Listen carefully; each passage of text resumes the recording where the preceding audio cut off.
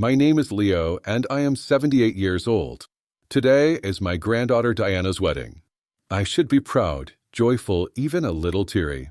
Instead, I sit at the head table of an elegantly decorated banquet hall, wearing my late wife's favorite suit and staring down at a name tag that reads, in bold black letters, "Old man, who will pay for everything here." I turn the badge over in my hands as if maybe I've misread it. But the words are still there. Not even laminated. Just a bit of stiff paper in a cheap plastic sleeve. I look around and see people laughing. Some already a little drunk. Someone clinks a glass and someone else shouts about the champagne tower tipping. And in the middle of it all, my son, Roman. He's laughing, of course, holding his own name badge, which says, "Father of the bride, still in debt." He thinks it's hilarious. I suppose he would. Roman always had a sense of humor that hovered between tasteless and cruel. I remember when he was 9 and gave his mother a world's oldest mug for her birthday. Miriam laughed politely, kissed his forehead, and never used it once. That was her way. Graceful, even when offended. Agatha, Roman's wife, sits beside him, delicately sipping white wine and avoiding eye contact with me. Her badge, mother of the bride, planning the divorce since the engagement, rests unused on the table beside her purse.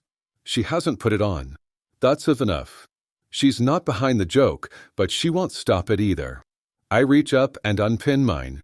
My fingers tremble a little, not from age, but restraint.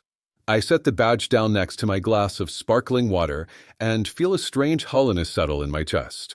This wedding, every flower, every song, every mouthful of food was made possible by me. And this is the thanks I get? A gag label and a table full of people who think I'm a walking punchline. The music kicks up. The DJ, some young guy in suspenders and rolled sleeves, announces the entrance of the bride and groom. The room breaks into applause. Diana walks in on Max's arm, beaming in her satin dress, lace train trailing behind. She's beautiful, really beautiful. I remember holding her in the hospital when she was born. She had a full head of dark hair and the loudest cry I'd ever heard. Miriam said she'd be a fighter. She was right. Diana sees me and waves. I wave back, pushing aside the bitterness. For her, I would do it all over again. She's my only grandchild, the light of my old age. Max gives me a polite nod, nothing more. The reception is a well-oiled performance. Hors d'oeuvres float by on silver trays. The catering staff are dressed like ballroom dancers. The floral arrangements, tall vases with cascading orchids, cost more than my first car. And it's all exactly as Diana wanted. I made sure of it. When she first showed me the wedding binder, yes, a binder, I listened. I listened to every Pinterest-sourced fantasy and Instagram-perfect table-setting idea she had. And I paid, not out of obligation, but because I wanted her to have a perfect day. But now, as I sit at this glossy rented table, I can't help but feel like an outsider. A sponsor. A relic. Roman leans over. "You okay, Dad? You look like you've seen a ghost." I stare at him.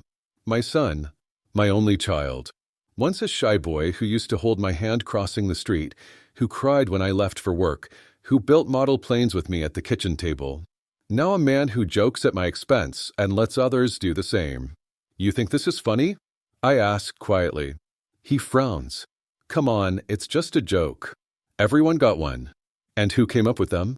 He grins. "Diana and Max. They said it'd make the seating more personal." So she knew. My granddaughter. She saw this badge and thought it was amusing. That stings more than anything. Agatha shifts uncomfortably.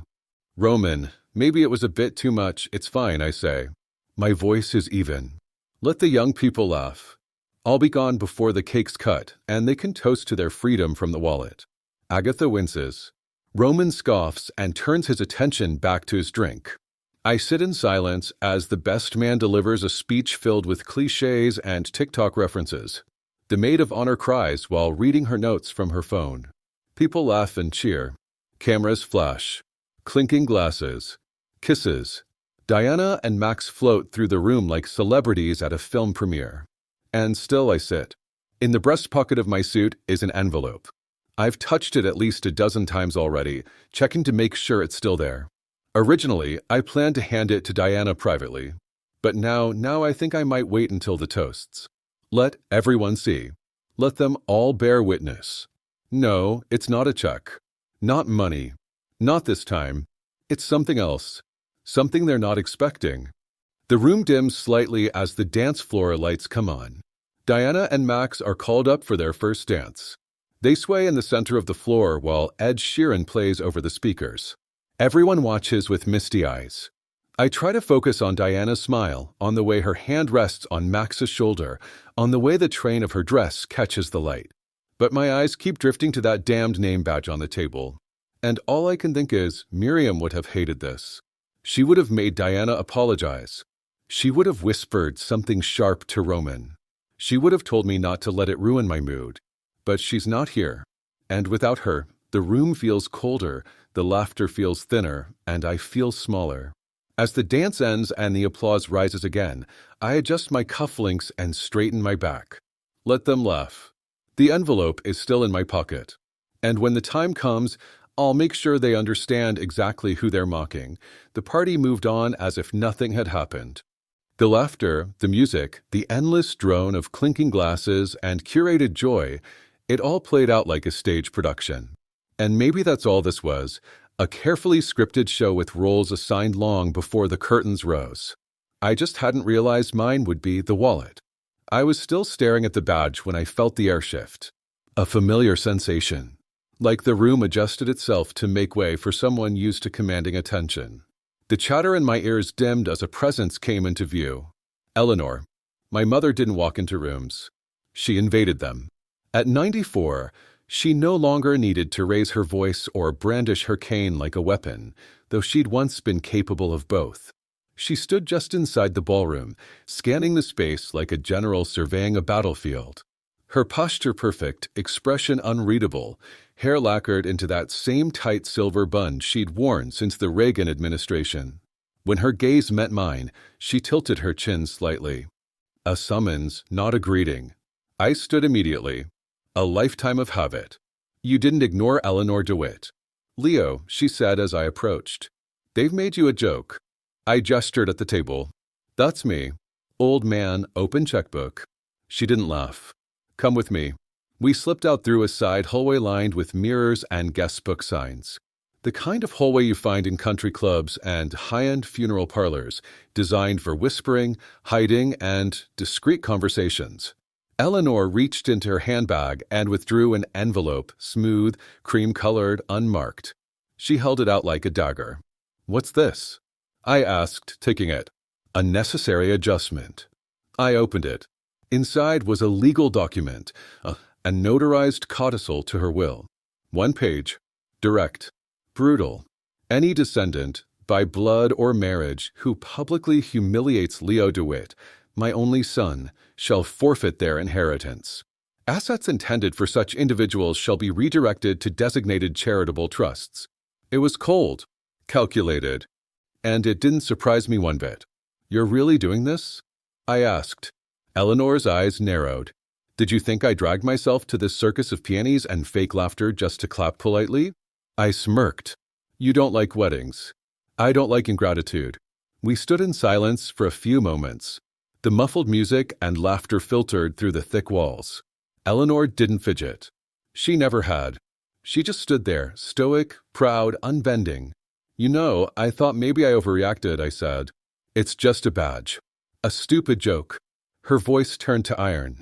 It's a statement. I nodded. Roman laughed. Diana let it happen. Agatha didn't stop it. And what did you do? I watched, I admitted. Good, she said. Because now we know. And now you'll keep watching. She turned toward the hallway mirror, checking the angle of her earrings. We don't act today. Let them enjoy their little performance. But when the curtain falls, we'll be ready. You're serious about this clause? I asked. She looked at me over her shoulder. I'm not bluffing. You're my son. And if they think they can reduce you to a punchline, they're not fit to inherit a penny of what I built. A pause. Besides, she added, adjusting a diamond pin on her collar, it's time they learned that kindness is not weakness. I folded the document carefully and slid it into the inside pocket of my jacket, right beside my own envelope. 2 secrets, 2 bombs, one waiting for the toast, the other waiting for the aftermath. We returned to the reception together, Eleanor on my arm. When people noticed her re-entering the room, a small ripple passed through the crowd. Whispers, eyes widening, a few stiff backs straightening. Even Roman, from across the hall, choked a little on his drink. She let go of my arm and walked to her seat at the end of the family table, adjusting her place card to a more pleasing angle. No badge, no name, just Eleanor. That was enough. I resumed my seat, the badge still resting untouched by my water glass. Diana was now at the center of a circle of bridesmaids, laughing, tossing her head back, glowing in that oblivious way only the young can. I studied her, trying to find some trace of the little girl I used to take fishing. The one who'd call me Grandpa Leo with sticky fingers and tangled pigtails. I hoped she hadn't meant to insult me. I hoped this was Max's idea. But hope, I'd learned, was a risky currency. I turned my gaze to Roman.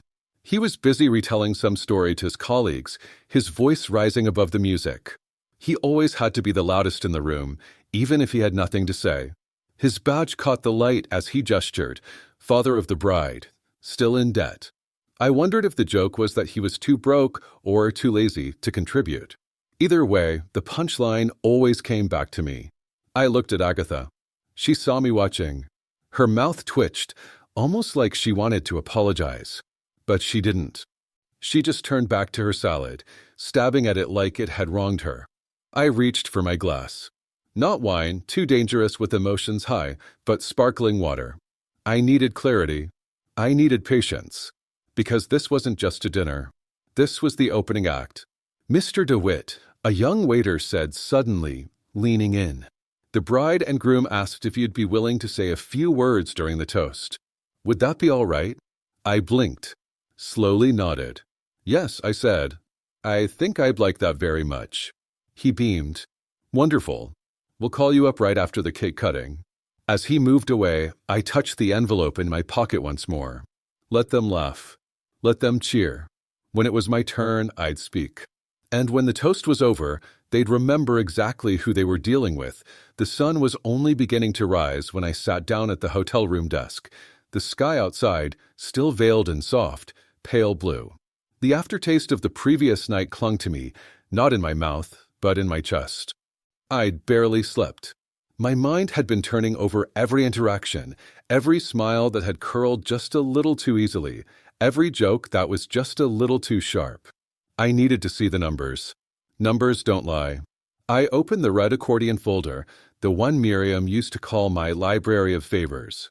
Every time someone asked for something, money for a new venture, a loan for school, help with a mortgage payment, it went in a folder. At first, it was just to keep things tidy. A man has to balance generosity with responsibility. But over the years, it became a record. An account not just of dollars, but of decisions. And trust. I took a sip of hotel coffee, lukewarm already, and flipped open the first spreadsheet on my laptop. The list began neatly, as all tragedies do. April 2023, for $1,800, venue deposit for Diana's engagement party. Roman had called in a flurry of nerves. They underestimated the cost, he said. You know how it is, Dad, weddings are expensive these days. I wrote the check without hesitation. July 2023, $11,200, wedding planner. Agatha called this time. It's not a luxury, Leo, it's a necessity. Diana's never planned anything like this before. I remember Miriam once told me not to get between a bride and her Pinterest board. So I didn't. October 2023, $3,100, custom invitations. Letterpress is so timeless, Diana had said on the phone. And Max's parents are too tight to pitch in. I didn't say what I was thinking, that you could still send love with a plain envelope. I just added another transfer to the spreadsheet. I turned the page. More line items. More memories. Flowers, $6,950 string quartet. $2,600 photographer and videographer, $7,300 cake testing and final cake. $1,450 reception catering and bar tab. $38,000. I exhaled slowly. Not in anger. In astonishment. It was like looking at the ruins of something once beautiful, realizing how much had been chipped away piece by piece until what remained was barely recognizable. But it wasn't just the wedding. Diana's student loan debt, $19,000. She'll drown in interest, Dad, Roman had said. It's just temporary help. That was 2 years ago. Diana never made a single payment after that. Max's career coaching and graduate applications, $1,300. An investment in his future, Roman said. The boy hasn't worked a consistent job since college. Second car for Agatha, $27,500, safety first, Roman insisted. They bought a Tesla Model Y with premium trim. More than $150,000. That's what I'd spent. Quietly, faithfully, for them. I leaned back in the stiff desk chair and stared at the hotel ceiling. I remembered Miriam's voice, soft but clear. It's only money, Leo. You give it to people because you love them, not because they deserve it.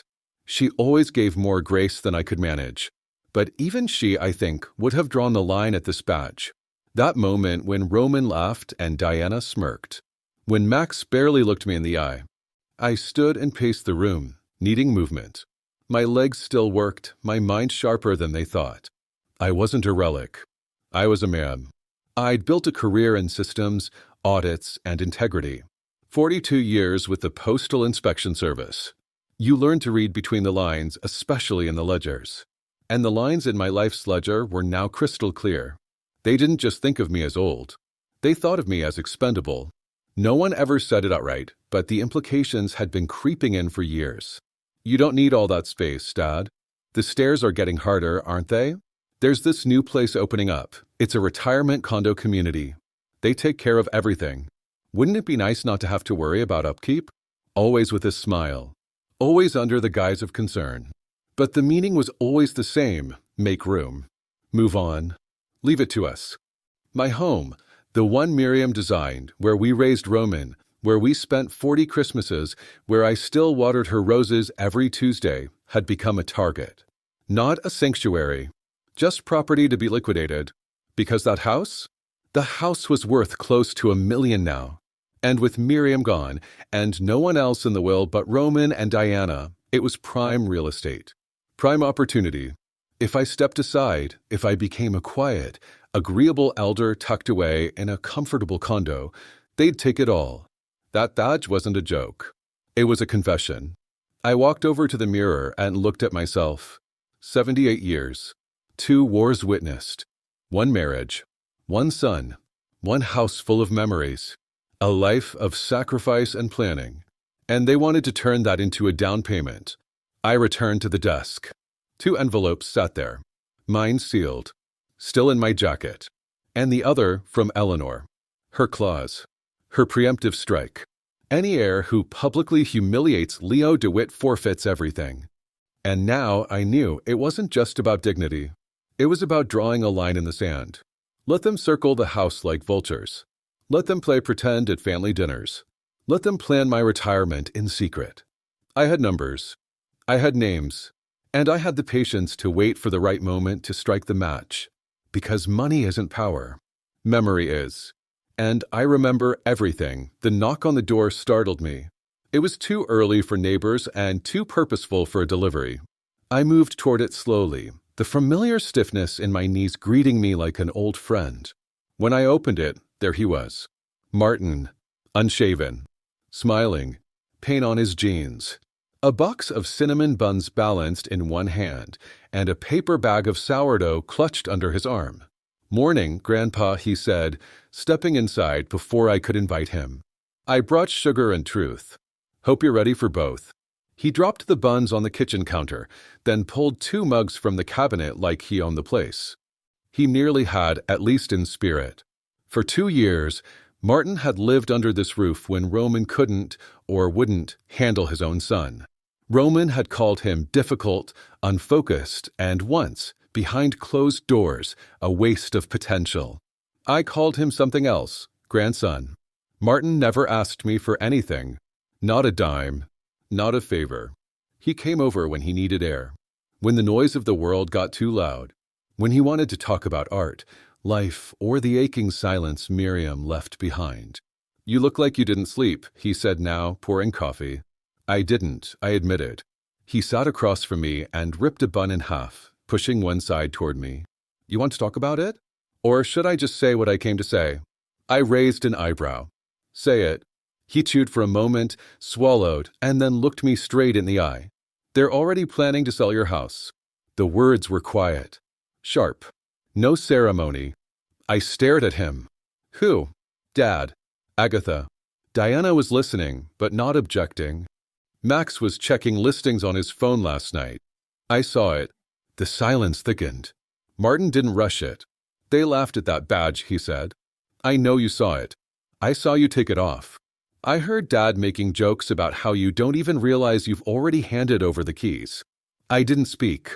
There was this moment, Martin continued, after the cake, when Max said something about how once the house is liquid, we can use the funds for a down payment. Dad laughed. Agatha laughed. Diana didn't. But she didn't stop it either. I looked down at the cinnamon bun. "So they've stopped pretending," I murmured. Martin nodded. "I think they're counting on you being too polite to stop them." "They might be right," I said softly. "No," he said, sitting up straighter. "They're not." We sat there for a moment, both listening to the old grandfather clock tick in the living room. Miriam had bought that clock at an antique store in Maine, insisting that a house needs something that reminds you time is passing. I always hated it. Now I was grateful for it.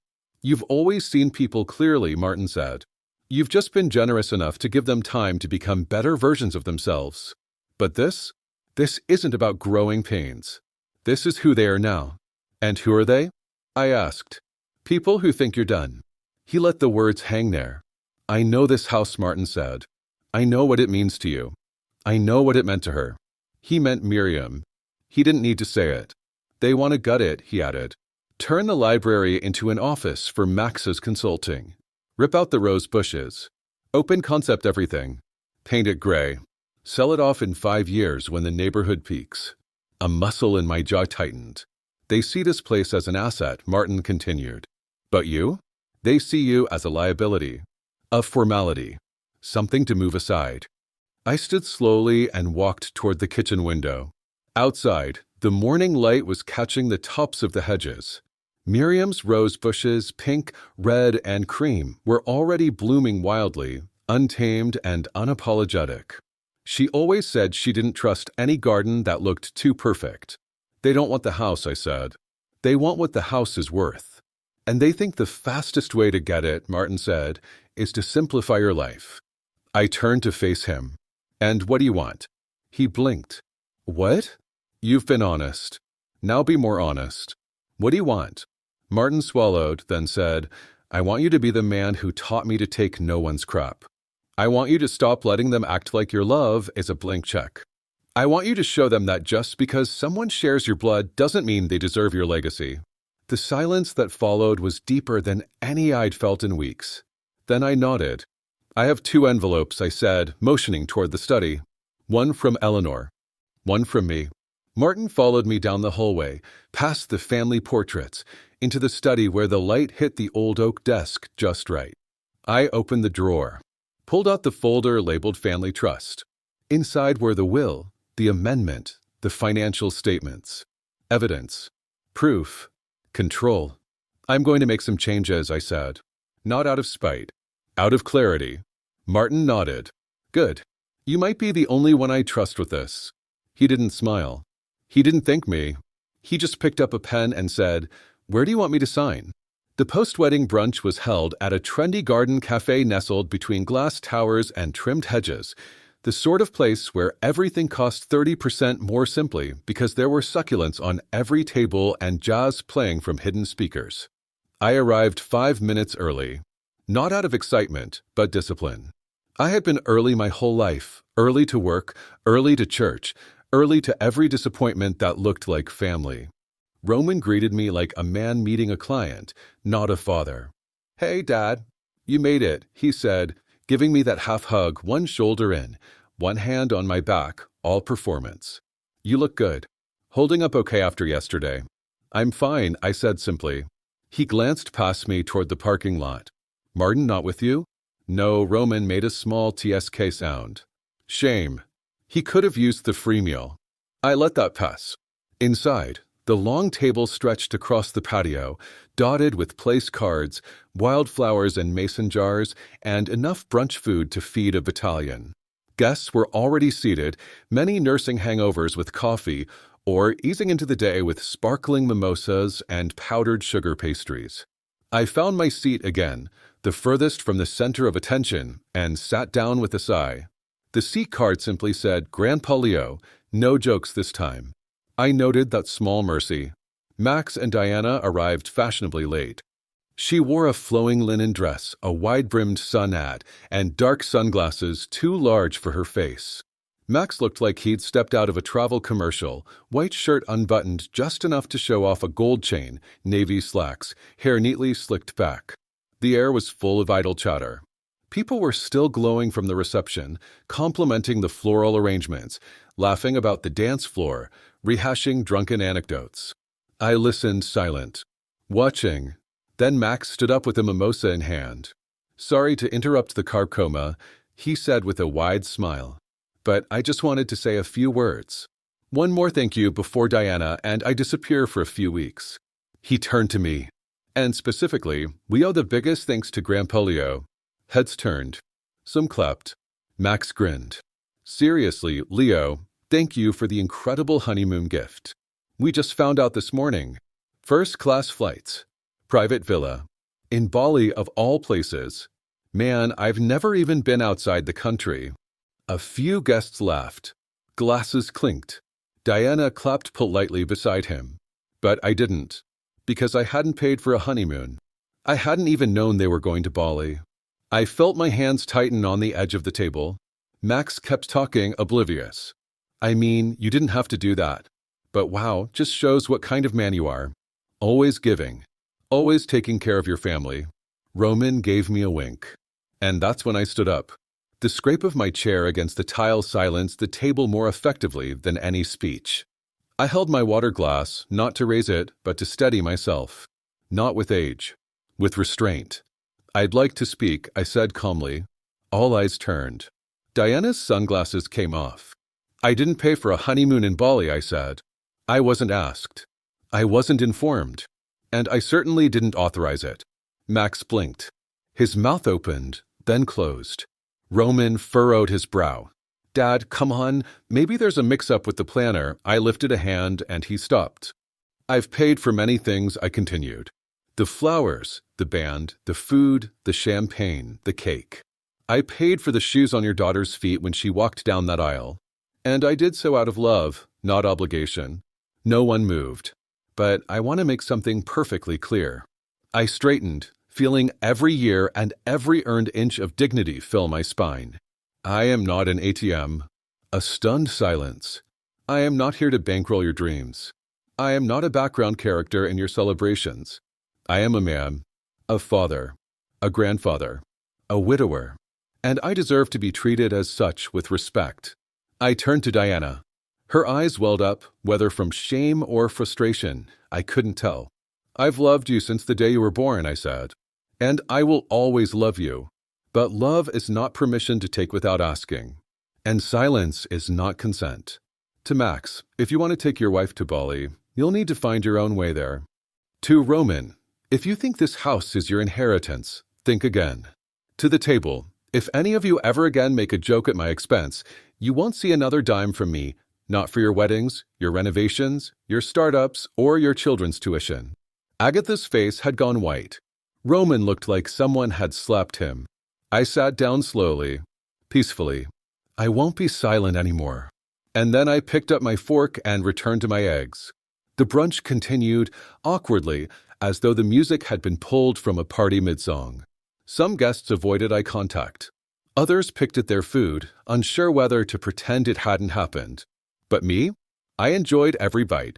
Because for the first time in years, I'd fed myself something more satisfying than brunch, self-respect. The knock came like an accusation, short, sharp, with no pause between reps. A young man's knock. one that assumed the right to be heard. I opened the door. Max stood there, flushed and brimming with the kind of indignation only those who've never been told no are capable of producing. His jaw was tight, eyes wild with a mixture of frustration and disbelief. He looked like a man who had prepared an argument and was now begging for a reason to unleash it. "You humiliated us," he snapped, before I could say a word. What the hell was that at brunch? I didn't move, didn't even blink. He pushed past me into the living room, trailing indignation like cologne. "In front of everyone, friends, family, you put Diana on the spot. Me on the spot. It was supposed to be a celebration, Leo, and you turned it into a lecture." I walked slowly in after him, letting his fury burn in circles as he paced. First, the badge thing gets blown out of proportion. Then this weird, "I'm not your ATM" speech. What are you trying to do? Punish us? Embarrass her into obedience? He stopped mid-stride and turned to me arms wide. "Do you even care what that did to her?" I met his eyes with a calmness that had taken years to earn. "I've lost her," I said. Max faltered. "What?" I sat in my chair by the window and folded my hands. Not in defensiveness. In peace. "I've lost my granddaughter," I said again. "The girl who once cried when her goldfish died. The girl who picked me wildflowers from the edge of the yard. The one who called this house magic. She's gone. What's left is someone I don't recognize." His mouth opened, then closed. "You can say I embarrassed her, Max. But the truth is, I only revealed what she's chosen to become. She's under pressure," he shot back. "It's a wedding." "There's a lot, no," I said, gently but firmly. This didn't start at the altar. I turned toward the fireplace, where a photo of Diana at age 6 smiled back at me, missing teeth, face smudged with cake, arms around Miriam's neck. "She's been learning," I said, "from all of you, how to plan around me instead of with me. How to treat my silence as a resource, not a boundary." Max lowered himself onto the edge of the couch, the fury finally giving way to something softer, confusion, maybe. "Shame. I thought she cleared it with you," he muttered. "The honeymoon. The villa. The first-class tickets. She told me you offered." "She didn't." He stared at the rug. "And the badge." I asked, "Who printed those?" Max rubbed his temples. "I don't know. Someone in the wedding party." She didn't object. She said it was playful. "Playful," I repeated. He looked up at me. "Do you think I'm like them?" he asked, quietly now. "I think," I said carefully, "that you've been following a current without asking where it's heading. But currents drag people. You're not a stone, Max. You still have a choice." He was silent a long time. Then he said, "She's going to be furious with me. Probably. If I take your side." "It's not about sides." He stood, restless again, walked to the window, looked out at the garden. "I get it now," he said. "What you said at brunch. What Martin meant when he pulled me aside yesterday and told me manipulation isn't a virtue just because it runs in the family." I thought he was being dramatic. He turned back to me. "She got this from Roman, didn't she?" I didn't answer. He already knew. "She thinks people are tools," he said, almost to himself. "Leverage. Status. Legacy. And if they don't give her what she wants, she makes them feel guilty. Or irrelevant." He sat again, this time not on edge, but still. "I thought it was charm," he said. "I thought she was just strategic." "Charm without conscience," I said, "is just another name for control." Another silence. But not heavy this time. "I'm not asking you to abandon her," I said. "She's still young. She can change. But I am asking you to stop enabling it." Max nodded slowly. "I'll talk to her," he said. "Not because I want your money. Not because I want to win anything. But because someone should remind her of who she used to be." He stood again and walked toward the door. When he reached it, he turned back. "You're not a burden, Leo. I know. And you were right to speak. I know that too." Then he left. And when the door closed behind him, I sat in the quiet for a long time. Not in grief. Not in anger. But in peace. Because I had seen the truth with sharp eyes no longer clouded by guilt or obligation. Diana was not the granddaughter I remembered. And I had nothing left to fear. I arrived at Caroline Remick's office 20 minutes early. Not because I was eager, though I suppose I was, but because I've always believed that early is honest. You show people how you value their time by what you do with your own. The building hadn't changed much in the 30 years since Miriam and I first walked into it, clutching a baby Roman and a plastic folder full of life insurance brochures. Back then, we were building things. Dreams. Walls. Futures. Now I was here to safeguard what remained. The receptionist offered me coffee. I declined. I had come for clarity, not comfort. Caroline met me with her usual calm professionalism. She was in her mid-50s now, steel gray hair pulled into a tight bun, sharp eyes behind rimless glasses. We'd worked together for over a decade. She never talked much, but she listened in a way that made you feel heard even before you spoke. "Mr. DeWitt," she said, shaking my hand firmly. "Let's get you settled." We stepped into the familiar office, leather chairs, quiet classical music, a view of the city's north end. I took the seat across from her and laid my own folder on the desk. Labeled in clean black letters, "Final Directives." She arched an eyebrow but said nothing as she opened her laptop. "I take it today's meeting isn't just a routine update," she said. "No," I replied. "It's an end to a chapter." Caroline leaned forward slightly. "Tell me what's changed." And so I told her. Everything. The badge. The brunch. The Bali trip no one cleared with me. The silence from Roman. The calculated performances. The sharp-edged entitlement. And above all, the moment I realized that what I'd mistaken for closeness had been proximity with purpose. "They don't see me anymore," I said quietly. "Not as a man. Just a placeholder. A gatekeeper for property and privilege. And I won't die on that threshold." Caroline nodded slowly, never interrupting. "I want to revise the DeWitt family trust immediately," I continued. "Effective today. To reflect a new distribution? No, to reflect a new definition of family." Her fingers began typing. "Roman DeWitt? Removed. Agatha DeWitt? Removed. Diana Albright?" I paused just for a second. Then, removed. Caroline kept typing. "No stipulations?" she asked. "No re-entry clauses? Conditional terms?" I shook my head. Legacy isn't a loyalty test. It's not leverage. If they find their way back to decency, they can do it without money. She looked at me over her glasses. "That's rare. I'm too old to offer false hope. And the primary beneficiary? My grandson, Martin." Her hands didn't even pause. "All real estate and liquid assets to be transferred through the Martin C. DeWitt Subtrust?" "Yes," I said. "He doesn't know yet, but he will soon." "And the house? Already secured under the irrevocable trust," I said. "We did that last year, remember? I just want to ensure it passes directly to Martin without contest." "It will," she confirmed. "And the second clause? Property cannot be sold for 10 years unless under hardship provision. Do you wish to remove or keep that?" "Keep it," I said. "The house needs roots before it becomes a transaction." Caroline typed, then stopped. "There's also a placeholder distribution on file from Mia, no last name listed." I smiled for the first time all morning. "Mia Torres," I said. "My late wife's goddaughter's child." Caroline clicked open a file. "The one you sent the refurbished laptop to last year?" "She wrote me a thank you note," I said. In cursive, with a wax seal. That's practically royalty these days. I want to leave her something. "How much?" $500,000. Caroline looked up. "That's generous." She's not expecting it. She won't see it coming, which means she hasn't earned it with flattery, guilt, or manipulation. That's exactly the kind of person I want to help. "Conditions?" "None," I said. "Just a letter.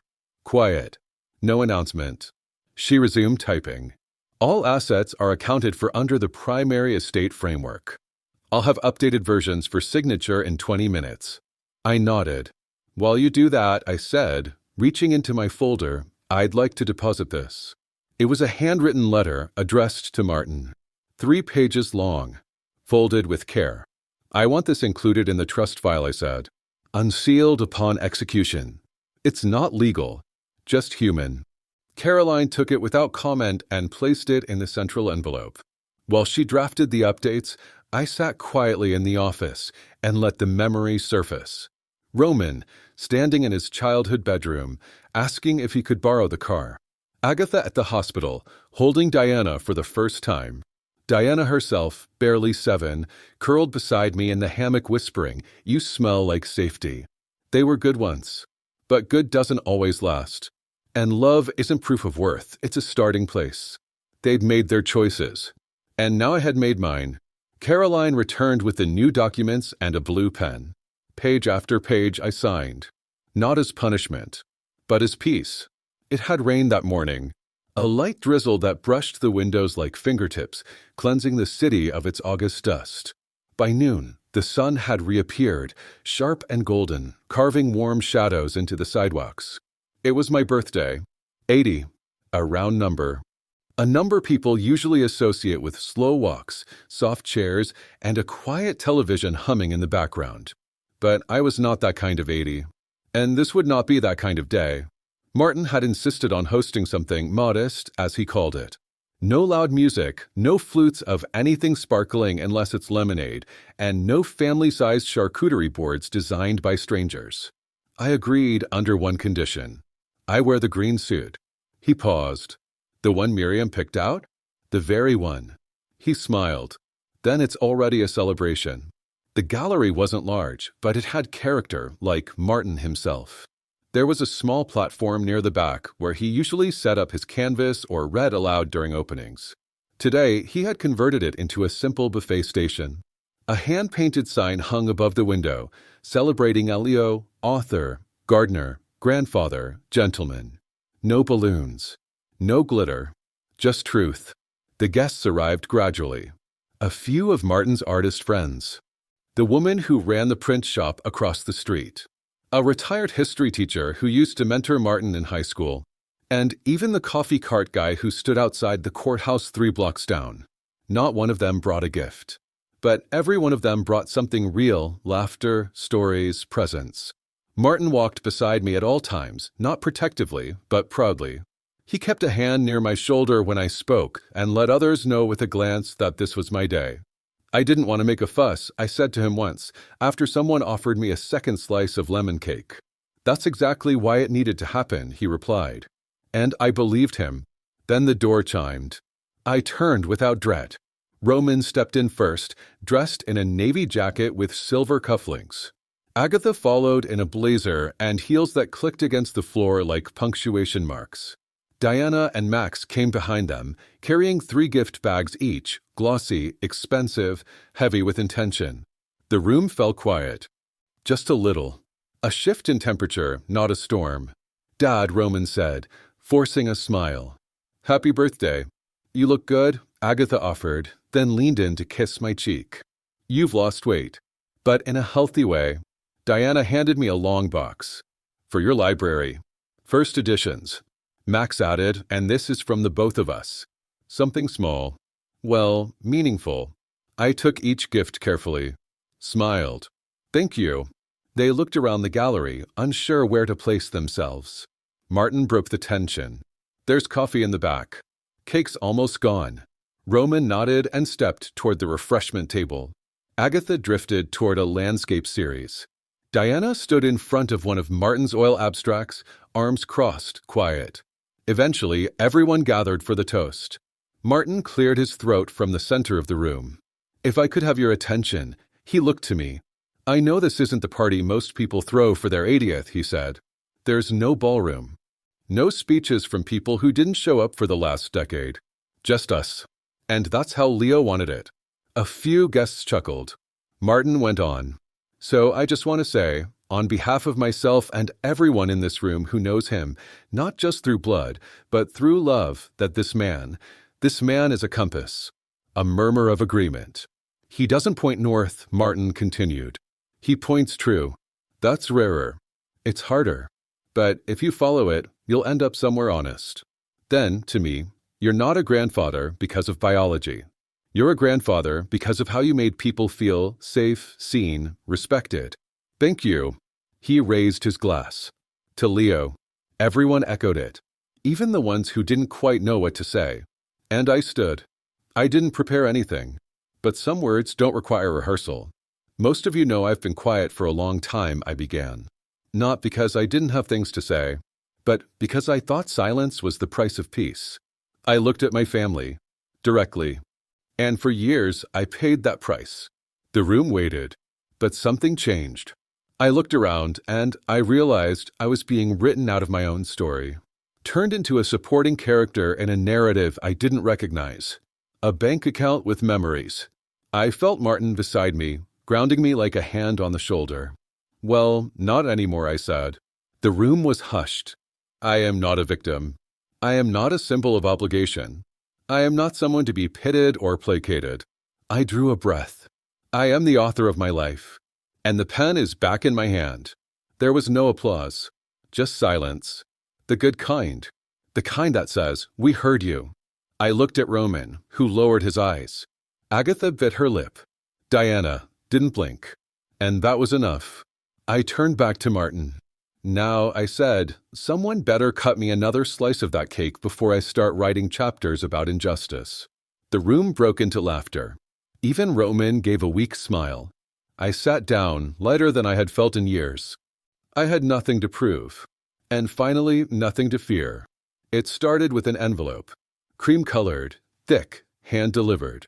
My name written in sharp, confident script. When I opened it and saw the words, "Petition for Legal Guardianship," I didn't feel surprise. Not even anger. Just a slow nod of confirmation. The kind of moment when you realize the quiet storm you felt rumbling for months has finally broken through the window. Diana had filed a lawsuit to declare me mentally incapacitated.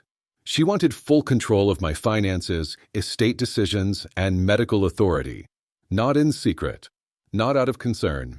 But through the courts. Official. Documented.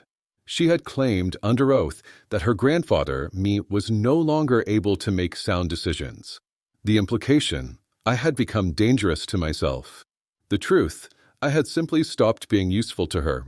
Martin read the petition aloud in the kitchen, his voice low and trembling with disbelief. She actually filed this? He asked, turning the page as though expecting the punchline to reveal itself. She filed it because she can't manipulate what she no longer owns, I said calmly. That scares her. I called Caroline the next morning. She reviewed the case in silence, then simply said, "We'll handle it." And now, here we were. Courtroom 3C. Civil Probate Division.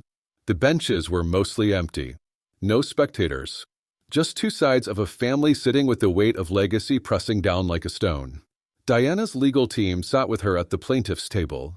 Max was beside her, tense but quiet. His eyes flicked to me a few times, unreadable.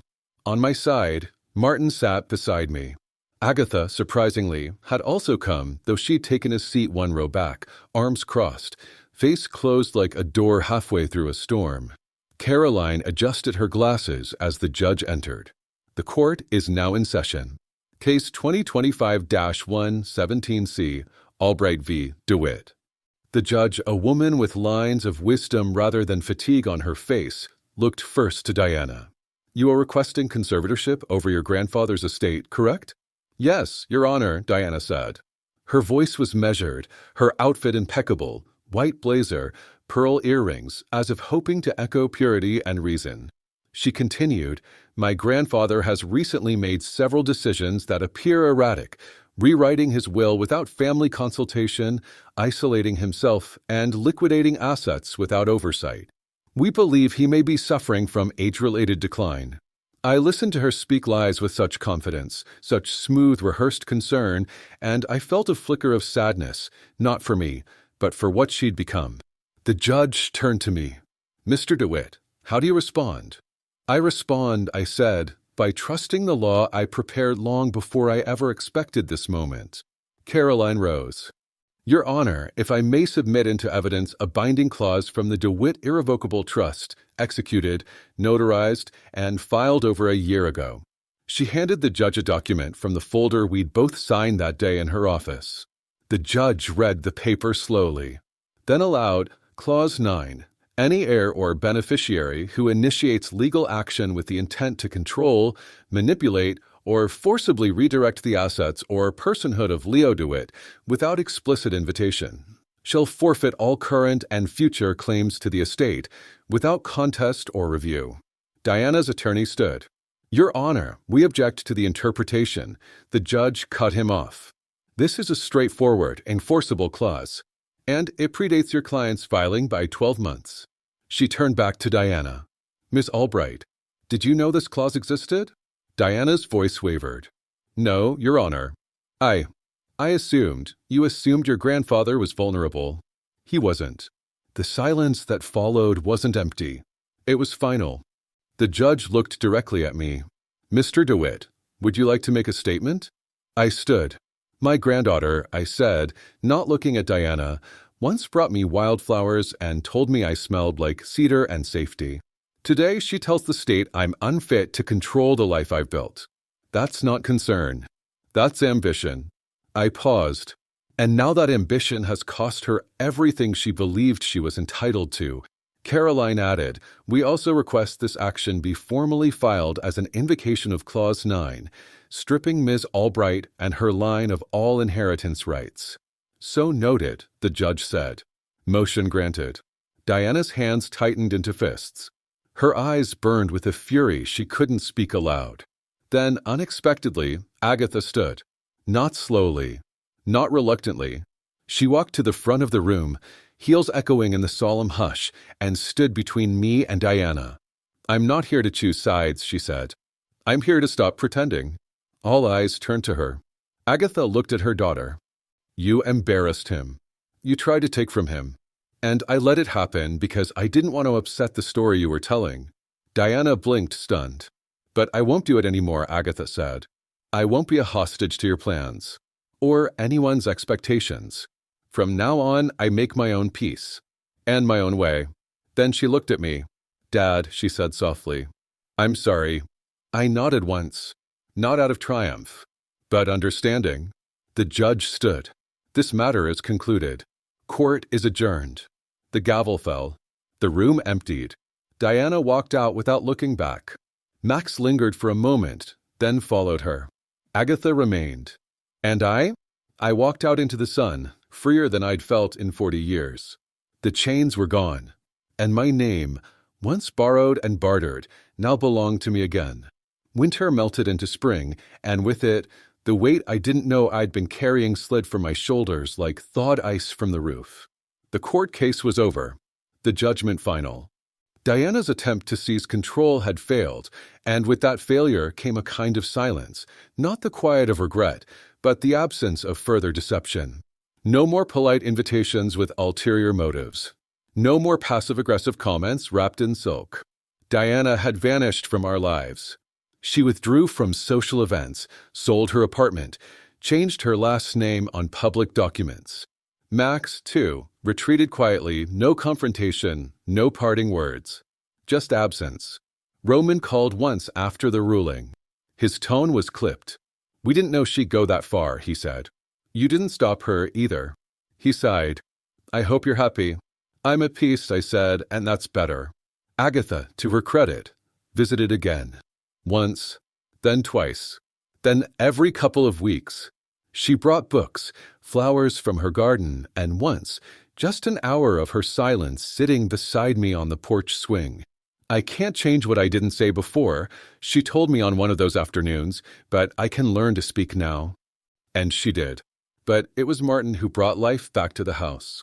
His presence was easy unforced. He came with smudged jeans, coffee with too much cinnamon, and stories about brushwork and commissions. He talked to me like a man, not a figure.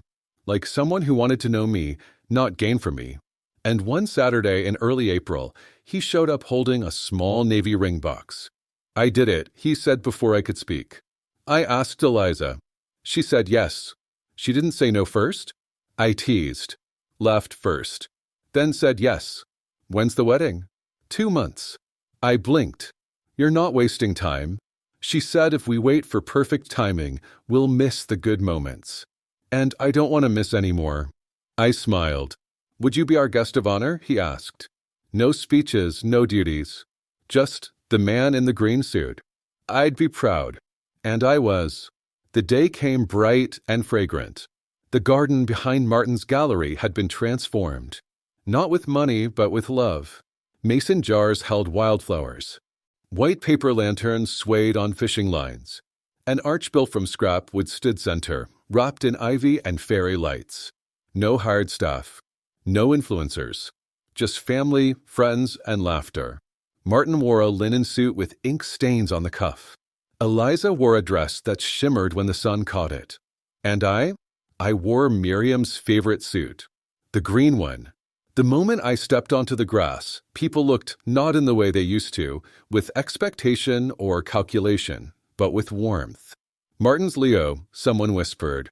That's the one he told me about. I walked with pride, not arrogance, but the kind you feel when you know you've survived storms and still stand tall. During the ceremony, I watched as Martin cried while saying his vows. Eliza smiled the way only someone who had known hardship and chosen love could. They didn't talk about forever. They talked about choosing each other again and again and again. Afterward, while the guests danced barefoot in the grass and children painted on canvas squares hung between trees, Martin pulled me aside. I want to show you something. He led me inside the gallery, past the main wall and into a small side room I'd never noticed before. The lights were low, the room quiet. On one wall hung a painting, tall, textured, and unfamiliar.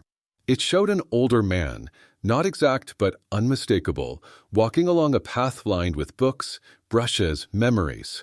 Around him floated receipts, teacups, Polaroids, and paper badges. In the background, a younger figure walked beside him, not behind, not ahead. Beside. Title? I asked. Martin smiled. The author. I stared at it for a long time, not because I didn't understand, but because I did. When we stepped back outside, the sky had turned amber. Agatha stood under the arbor, laughing. Roman and Max were not there. Diana wasn't even mentioned. And for the first time, I didn't notice their absence. I didn't need their approval. I had my own. Martin raised a glass.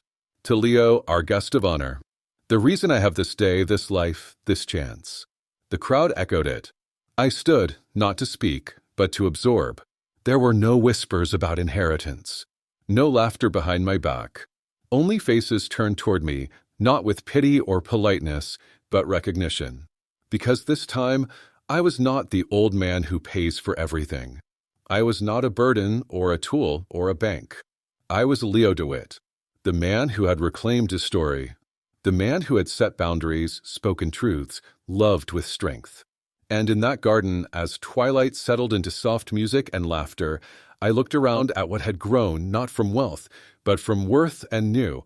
I had done everything right. A year had passed. 12 quiet, kind, extraordinary months. I marked time differently now, not with obligations or bank transfers, but with simpler things. The number of fairy tales read aloud, the smell of oils on a fresh canvas, the weight of a suitcase being packed not for escape, but for wonder. My morning started with a walk. My green suit, once reserved for courage, now hung in the closet like a memory, a reminder that survival had bloomed into something gentler. I had taken up drawing again. Not professionally, not with any ambition. Just me, a worn sketchbook, and the rhythm of my hand bringing to life faces from memory. Miriam in the morning light. Martin at the gallery window. A fox I once saw while hiking alone in Vermont. Each drawing a fragment of myself, pieced back together in pencil. I read to children at the local library on Thursdays folk tales, fables, the occasional impromptu pirate story. They called me Captain Leo, and I didn't correct them. Martin, now a husband and soon to be a father, had transformed his little studio into something more. He opened a bookstore. The Author's Nook, a place of creaky floors, second-hand chairs, handwritten staff picks, and a mural painted on the side wall, an older man reading to a circle of children, a golden badge pinned to his chest. But this time, the badge didn't say old man who pays for everything. It said, simply, Leo. Sometimes Agatha helped out at the counter. Quietly, without fanfare. We didn't talk about the past much anymore. She never asked for forgiveness. She earned it through presence. Roman didn't come around. Neither did Diana. Their silence no longer itched beneath my skin. It passed over me like a breeze through open windows, noticeable but harmless.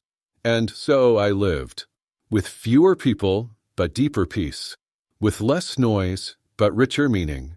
Which is why, on this warm afternoon in late spring, I found myself sitting in the garden behind Caroline's law office.